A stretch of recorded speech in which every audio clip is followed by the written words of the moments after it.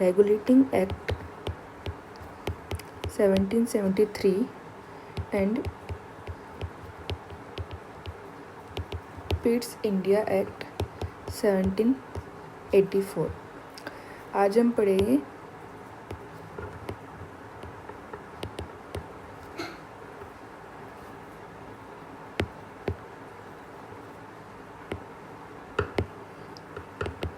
Act of 1786।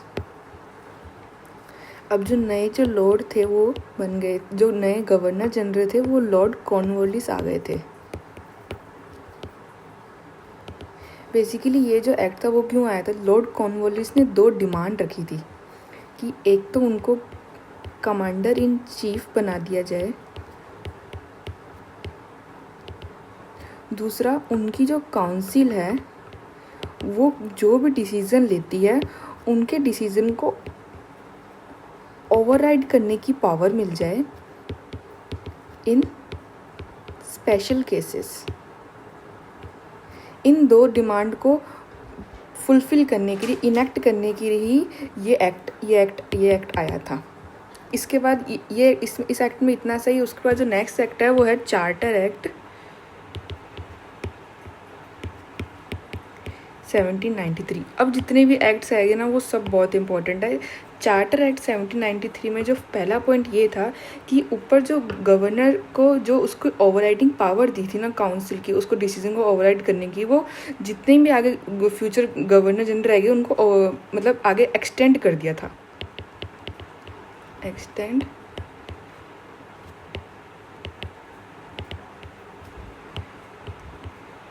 Overriding power of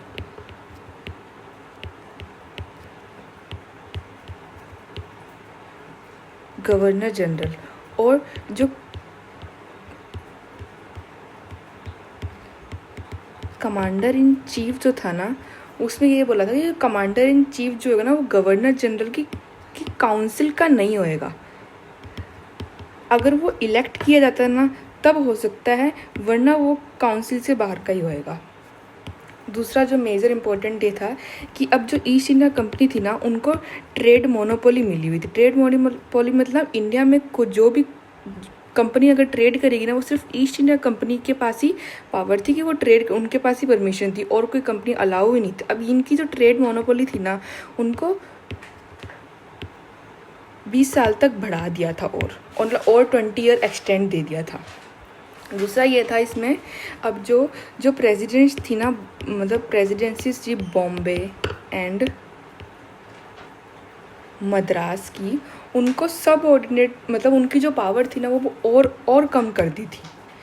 जैसे हमने पहले रेगुलेटिंग है 1773 में भी पढ़ा था कि उनको सब ऑर्डिनेट बना दिया था उसके बंगाल के, तो इस एक्ट के अंदर उनकी पावर और कम कर दी थी। अब जो मेन जो ये था ना कि जो बोर्ड ऑफ कंट्रोल की जो बॉडी बनाई गई थी ना पिट्स इंडिया एक्ट के अंदर 6 मेंबर की, जो लंदन में बैठती है, उनकी सैलरी जो होगी ना वो इंडिया के रेवेन्यू से दी जाएगी। इसमें 4-5 इंपॉर्टेंट बात की थी कि एक जो था कि जो ट्रेड मोनोपोली थी ईस्ट इंडिया कंपनी की उनको 20 साल तक बढ़ा दिया था।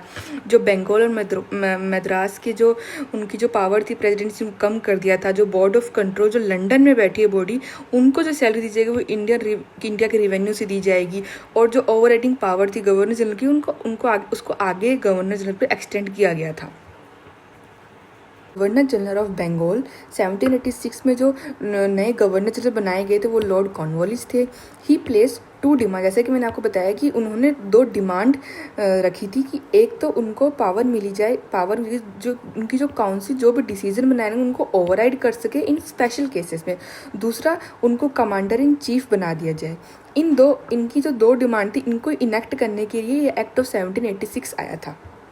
उसके बाद जो नेक्स्ट चार्टर एक्ट है वो है चार्टर एक्ट 1793।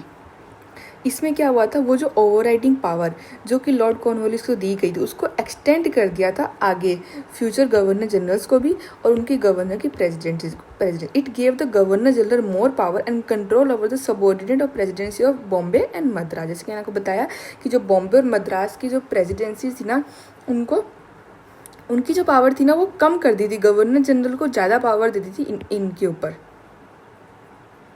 इनकी जो पावर थी ना वो कम कर दी थी। उसके बाद में it extended a trade monopoly of the company in India for the another period of 20 years. जो ट्रेड मोनोपोली का जो पीरियड था कंपनी का, उसको 20 साल और बढ़ा दिया गया था। और it provided commander in chief was the commander in chief was not be a member of the governor general council unless he was so appointed. कि जो कमांडर इन चीफ होगा ना वो काउंसिल का मेंबर नहीं होगा। हाँ, अगर वो अपॉइंट हुआ होगा ना तब वो मेंबर हो सकता है, अनलेस वो मेंबर नहीं होगा। It laid down that the members of the board of control and their staffs were henceforth be paid out of the Indian revenues। इसमें जो मेन चेंज हुआ था ये हुआ था कि जो बोर्ड ऑफ कंट्रोल की जो बॉडी थी जो बनाई गई थी पिट्स इंडिया एक्ट के अंदर, उनको सैलरी और उनकी जो स्टाफ जो थे ना उनको सैलरी, मतलब वो बैठी लंदन में, लेकिन उनकी जो सैलरी होगी ना वो इंडिया के रेवेन्यू से जाएगी। इसमें मेन इंपॉर्टेंट पॉइंट एक यही है कि इनकी जो सैलरी वो इंडिया के रेवेन्यू से जाएगी। दूसरा, ये मद्रास और बॉम्बे के प्रेसिडेंट्स की पावर कम कर दी गई थी और ये जो ट्रेड मोनोपोली थी कंपनी की वो 20 साल बढ़ा दी गई थी। Thank you. कल हम पढ़ेंगे चार्टर एक्ट 1813।